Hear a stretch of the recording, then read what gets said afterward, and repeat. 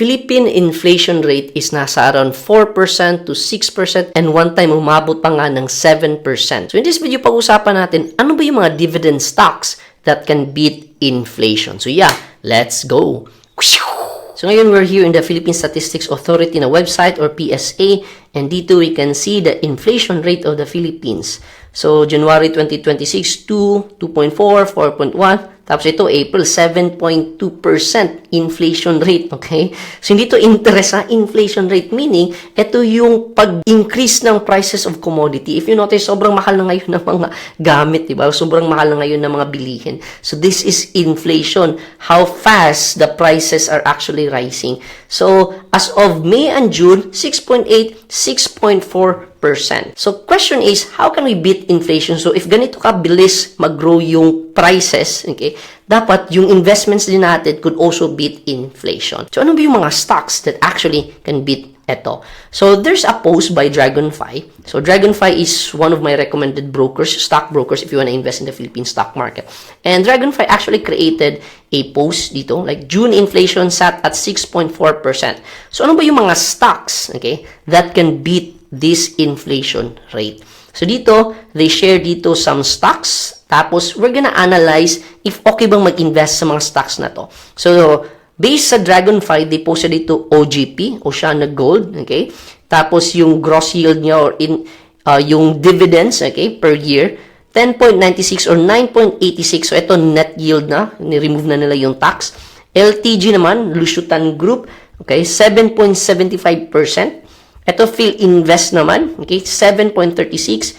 TEL or PLDT, Metrobank, RFM, Emrit, and Ion. Okay? So, nasaka ko ito, like, Ion, ano to?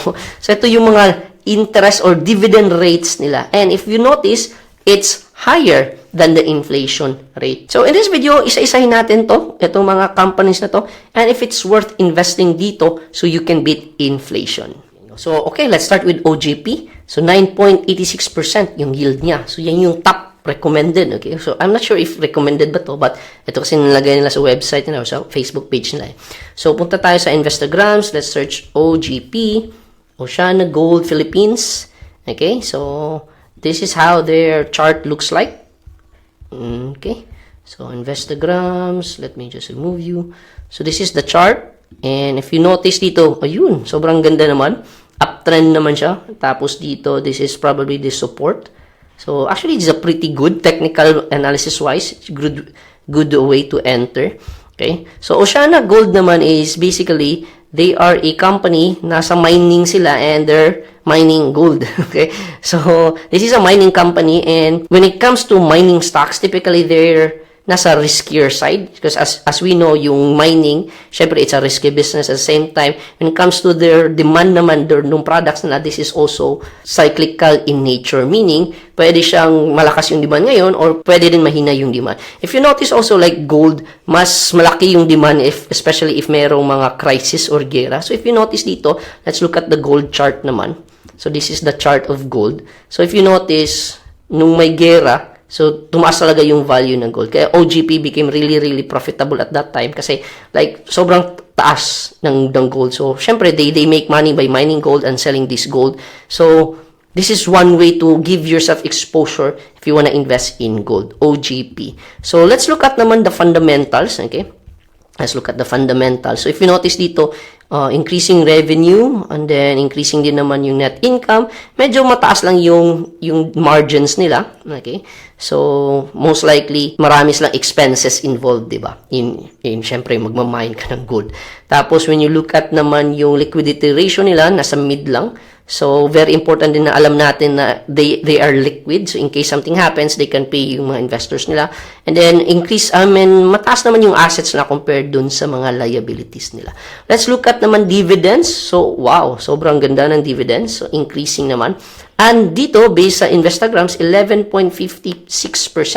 11.56%. This is gross. Syempre, may net pa yan or may tax pa yan. And so far, 2014. So, actually, they did IPO 2024, hindi pala 2014, 2024. So, medyo bago pa sila. Okay? And then, consistent naman sila nagkapagbigay ng dividends. So, yeah, OGP, pretty promising. Alright? Pretty promising na dividend stocks. Tapos malaki yung dividend rate niya. Pero again, since it's mining, medyo nasa risky business side siya. Risky business na side siya. Alright? So next is, let's proceed with LTG. So LTG, Lusutan Group. Okay, so this is a holding company. Alright, let's search LTG. LTG, looking at the chart so far, sobrang ganda din. So, increasing naman. And then, technical perspective, yes, parang nasa support din naman siya. Support line, probably if magda-down to dito yung next 12. But yeah, so far maganda naman. And then, let's look at the income. Let's do fundamentals. LTG again, Lusutan, they're actually selling nasa tobacco and then nasa alcohol beverage din. Okay? And then, so yeah, that's their business. And income statement, medyo, in terms of revenue and net income, medyo ganun lang. Okay? Pero, let's look at their liquidity. Oh, medyo low siya compared. Mas malaki pa nga yung liquidity ni OGP, no? And then, balance sheet, at least mataas naman yung assets compared to their liabilities. Alright? And then, let's look at dividends naman. 8.69% dividends per year. And if you notice dito, may mga spike. Okay? May mga spike. So, let's see yung dividend. So, if you notice dito sa dividend history, sobrang consistent. Like, LTG is one of the consistent talaga na nagbibigay ng dividend. However, yung risk na nakikita ko with LTG is eto. So, if you notice, most of their dividends are special. Special. Like, June, March, December. Special. Oh, eto. March was regular. But most like December, September, July, April, special. And then April naman dito regular. So when you look at it, yung regular lang talaga nila is nasa April, March, tapos another regular, ito. So regular. So parang once a year lang talaga. Pero because of their special dividends, parang nagiging quarterly yung bigayan niya. Okay? So the risk nito is there's a high chance na pwedeng hindi sila magbigay ng special dividends.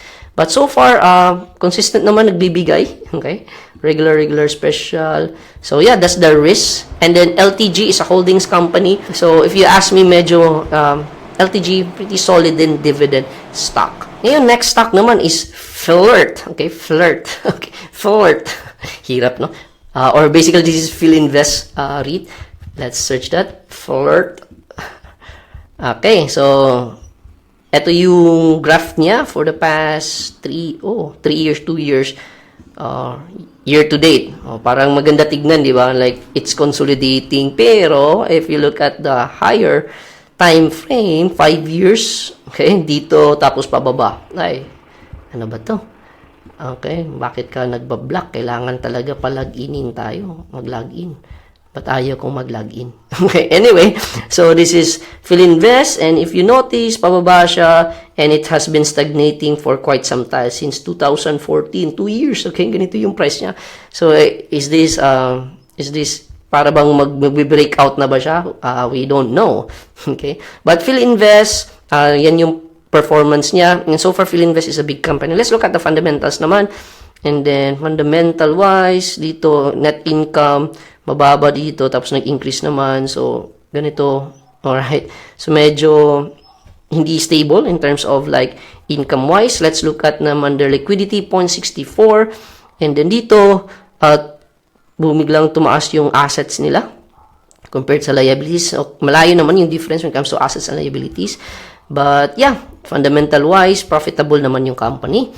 Let's look at the dividends as of this video, 8.18%. Pero, here's what I noticed. Bumababa yung dividends na binibigay nila. Okay? So, that's something na we need to also consider. Kasi compared with other mga REITs, increasing yung dividends na binibigay nila. Ito naman, it's going down yung dividends ng Philinvest. Okay? So, yes, 8.18%. Again, invest at your own risk. This is for Philinvest. Next naman dito is TEL or PLDT. Let's search PLDT. So, I think this is, no need na to search, no? Pero I feel like this is highly recommended na dividend stocks. Okay? So, PLDT, chart-wise, this is 5 years, okay? 3 years, 5 years, 10 years. Actually, like, goes up and down lang talaga. In fact, dito, it's best time to actually add. Okay? Yeah, looks really good. Okay? And then, let's look at naman fundamentals.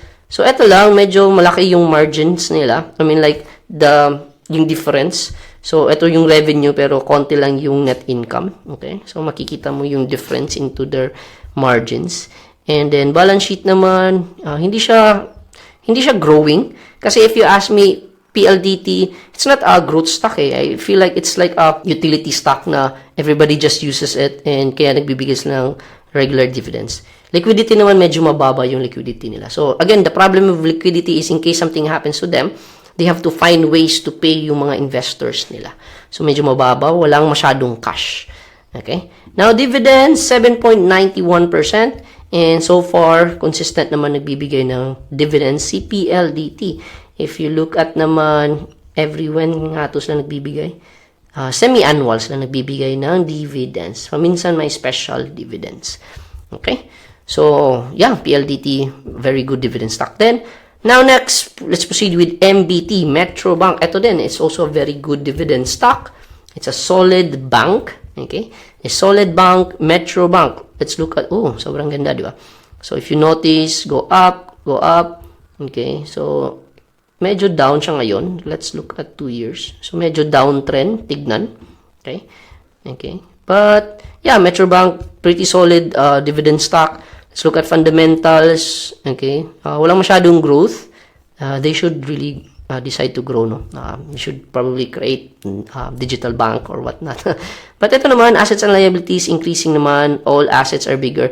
And syempre, walang liquidity. Bakit zero to? For real? Wala silang liquidity. Kasi most of their cash, pinapautang nila. Hindi nila net out. So, walang liquidity. Okay? Unless hindi ganun ka-reliable yung data ni Instagrams. But yeah. Let's look at dividends naman. Sobrang okay na din naman. Regular, special. So, they're also consistently giving special dividends, no? But usually this is like once a year lang sila nagbibigay. Once a year lang ba talaga? Or twice? Ito, March, September. Okay? Twice pala. And then, March. Okay? And then, paminsan-minsan may special dividends. And then, September. Twice pala sila nagbibigay ng dividends. Okay? At 7.59%. Okay. So, again, disclosure, I want to share also mine. So, I actually have LTG, I have PLDT, and Metro Bank. The rest, I'm very tempted with OGP. Okay. And I think so far, OGP, hype kasi siya eh. Sobrang naging hype because of the hype ng gold. But right now, looking at the graph, I think it looks really tempting. Probably considering investing in OGP. Okay. So, sige, let's proceed with the next stocks. RFM naman, alright, so RFM, this is a consumer stock, RFM Corporation. So, they're the manufacturers of dito like Vitwater, Selecta, Magnum, ice creams, diba? Spaghetti, so consumer stock siya. And so far, sobrang ganda din. Let me check, maganda ba talaga? Yun, 10-year. So, actually, medyo dito, break-even lang and then bumaba. And then, nag-increase.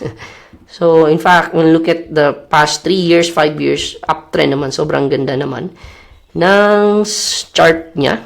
Okay? So, we're looking at chart kasi pwede ka kasi kikita ng malaking dividends pero lugi ka naman in comes to their price, di ba? Or their capital appreciation. That's why we're also considering checking yung mga chart nila. Look at fundamentals. Sobrang liit ng margins nila. Okay?